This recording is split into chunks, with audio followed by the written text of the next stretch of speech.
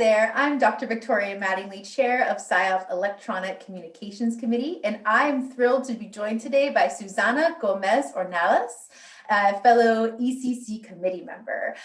Susana has done some amazing work when it comes to some of our key goals of the ECC. So in addition to the work we've been doing with reopening SIOP's Instagram account, the work that we have in the very near future with revamping the website, we also have some goals around how we can help support SIOP members who want to enhance their social media presence to really build their online brand as IO psychologists, especially now when we're living in a largely virtual only world.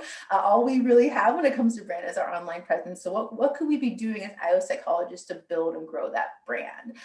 So Susana has done some amazing work when it comes to Instagram. She's going to talk about our channel on Instagram and also podcasting. So Susana, thank you so much for joining me today to have this conversation. Thank you for inviting me on. Thank you for being our amazing committee chair. I've learned so much just working with you. Oh, I'm so grateful for you too. So can you just tell us a little about your background with IO psychology? What are you working on? What are you doing now? I know you're about to graduate, which is very exciting, but tell us about your early career in IO. Yes. So I was born and raised in Mexico City, currently based in Chicago. I am about to graduate, hopefully this May, from an IO psychology master's program here in Chicago from Roosevelt University. And yeah, as you mentioned, we live in a very social place right now. And so when the pandemic hit last year, I wanted to increase the awareness of IO. And I saw this niche in Instagram, and I created WorkPsych to improve the interest and the knowledge of our field by tackling topics in both English and Spanish to improve awareness and interest globally. I love it. Yeah, something I was really drawn to. Before I even met you, I knew I followed WorkPsych on Instagram as a fellow IO psychologist, and I'm always interested to see, how our IO is translating what we do into these more consumable chunks that we see on Instagram and social media broadly. So can you tell us a little bit more about this history of you starting the WorkPsych account? You just said that it came out of COVID, but what was the timeline? What was your motivation, your vision, and also what does it look like now?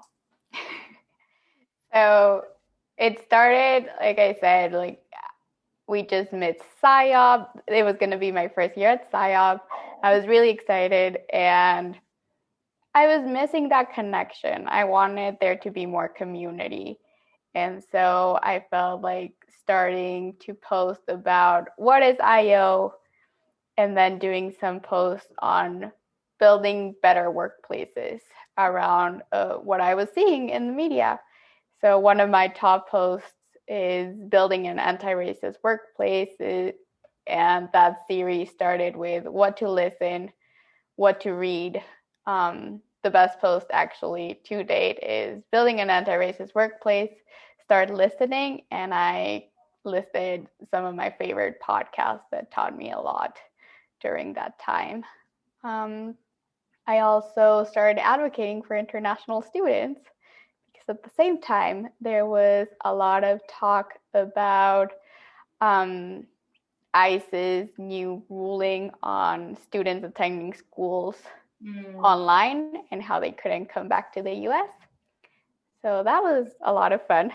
And from that, I actually was connected with another international student, the only other international student in my program at Roosevelt. And we decided to start our own podcast to shine a light between the intersection of being IO psychologists and being international students. I love it. So this is the Bias Check-In podcast. So tell me more about how we can find this podcast and also what we could expect to hear if listening to some of the episodes. So our podcast, you can find it on Spotify, Google Podcasts, Apple Podcasts, and we are pretty much everywhere. our listeners can focus on the biases we carry in our daily lives, not only in the classroom, but in our careers. Claudia is an early practitioner from Italy, me, still a baby student from Mexico City. Our top episodes to date have been International Students 101, The Heck Am I Doing Here? Real Resilience, Opting to Stick Around, Playing Around with All the Hurdles we need to go through to find employment. Feeling represented is important. This season, we are actually interviewing guests. The first season was just us blabbing on, but this season we're having guests. Oh, sorry. I'll have to edit this out. Oh, sorry about that. Okay, so can you start over saying the first season was just you not blabbing, sharing your wisdom and insights? Okay, so the first season of Bias Check-In was Claudia and I talking through what it means to be an international student, what it means to be online all day, every day, and the hurdles that we have to go through to find employment here in the US. Our second season, we wanted to talk to other IOs and bring them into this community that we are building. So our first episode this season was Feeling Represented is Important, featuring Blacks in IO. And our best episode today, Afrofuturism and Holistic Learning, featuring Jasmine Kretzel. I can't wait to listen to those episodes. I am involved in an allyship capacity with Blacks in IO, and I love I know allyship's a very important topic near and dear to my heart. I wrote a dissertation on it. I use it a lot in my work as a diversity, equity, and inclusion practitioner. And so I love when I see not only allyship from, in-group to out-group members, but also when there's different underrepresented populations being allies for one another. So I think it's just such a beautiful example of that.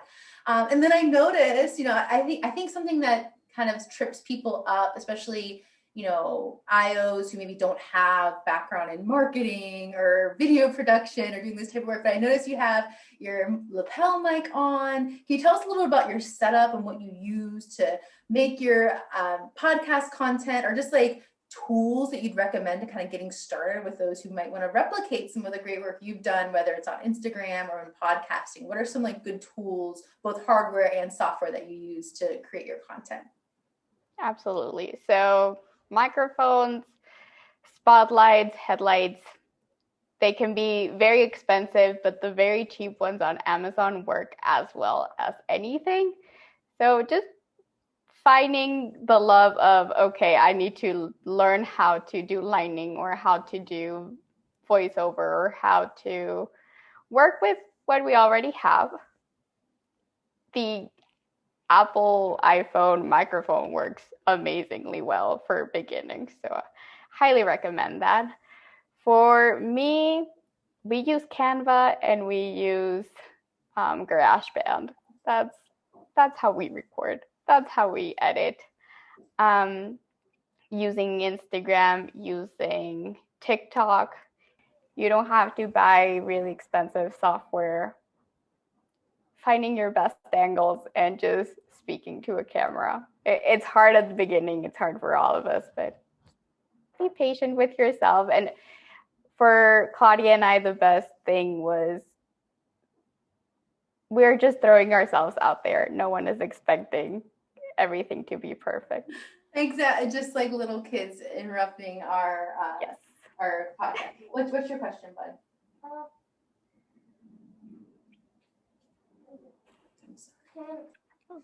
Yeah, and so thank you for those recommendations. So Canva to make really visually, aesthetically pleasing posts, GarageBand to do your post-production editing. I too have a box light here I got from Amazon for like $30. I'm using my iPhone. So I use an app, and I'll include the link in the comments to all these tools that we're mentioning, but I use an app that I can have my iPhone as my video cam. And so it's a lot better quality image than what was built into my laptop. And I think the biggest thing that you said, I just want to highlight, is like, just start where you're at. It's okay. We don't need to be producing the most high quality professional outputs, and just getting our thought leadership out there, getting our ideas out there, getting the value IO could bring to the world out there, and talking about topics that can help make the world a better place, because that's really why we're in the IO game to begin with. So any closing thoughts for anyone thinking about replicating some of the great work you've done, and how they can get into this translation game and really leveraging social media to get the word out about IO psychology? I think the best advice I could give anyone is you're your best advocate. So start speaking out.